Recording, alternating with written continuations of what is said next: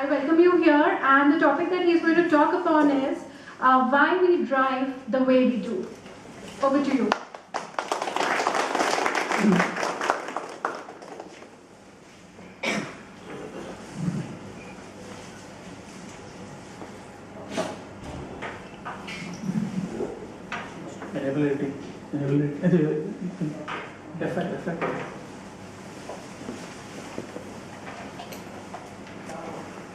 Okay, good evening everyone. So I guess I've just done this once, so I don't know whether I can really match the timing with this. So let's see how it goes. So basically my topic is this. So this topic might look like an anticlimax in the end, I think, because what I'm going to say may be very different from what many of you are thinking. So we all know the problem. The traffic in India is terrible, right? And is this problem solvable? So my answer to it is really that it is not solvable in the short term, but it will get solved automatically in the long term. So I'll say why. Okay, so that's the topic all about. So now if you see, these are the everyday scenes of how traffic is. I think this is Hyderabad. I think you see people going in the opposite direction and things like that.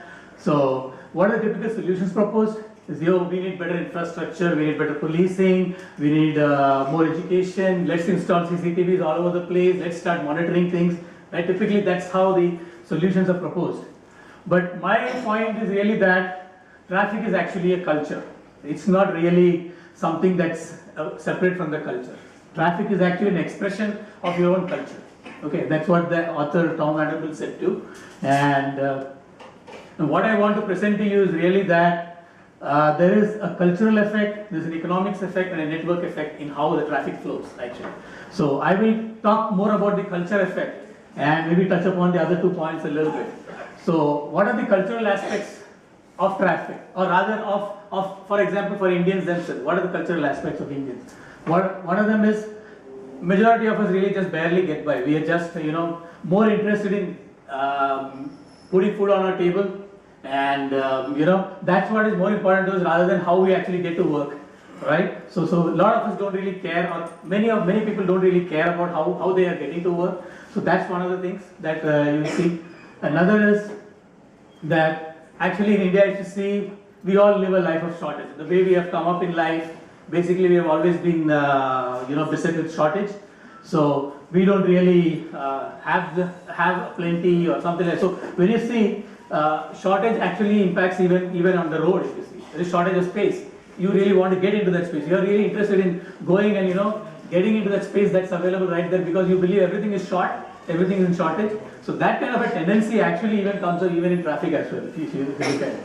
Another thing is the system in India is always unfair. You don't believe that there is any fairness in the system. Nobody ever listens to you, right? So because it's unfair, you always want to take advantage of whatever is in front of you. That same impact, the same effect actually even happens in traffic when you're driving as well. Another thing that we all do is convenience is always better than rules. You don't need to follow rules. If it's convenient if you want to go in the opposite direction on a one way, it's more convenient for you to do that, you would do that. You don't bother about rules. Okay. So those are the cultural aspects, if you think about it. Economic aspects, demand versus supply. There's always over demand, less of supply of everything in India. If you think about it, the only thing probably that is oversupplied in India is people, right? The population. People are always in oversupply. And what happens when there's oversupply? This price goes down. So that's why people's lives there's no price. Nobody really bothers about people's lives, if you see. And that's what happens. Another economic aspect is people also respond to incentives. So when you see that you can cut the red light and go ahead without getting caught, that's an incentive for people to really do that.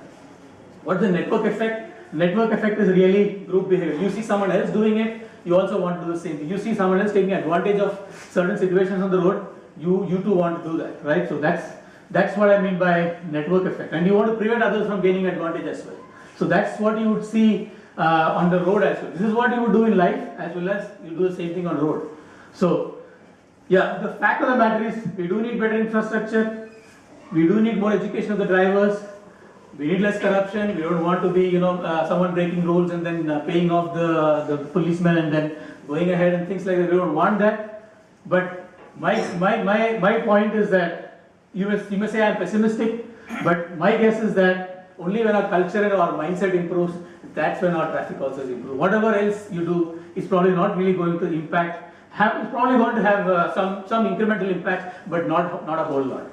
Now, these are some of the examples of some better roads, but not necessarily better traffic. You know that New York is really not good. Rome, look at the way traffic goes in Rome, Milan, all these kind of places. These are worst case scenarios, of course. So, my point is really that if you want traffic nirvana, it's not going to happen just like that. So, get into your car or bike, put on your music, put on your podcast, just don't bother about traffic. That's it.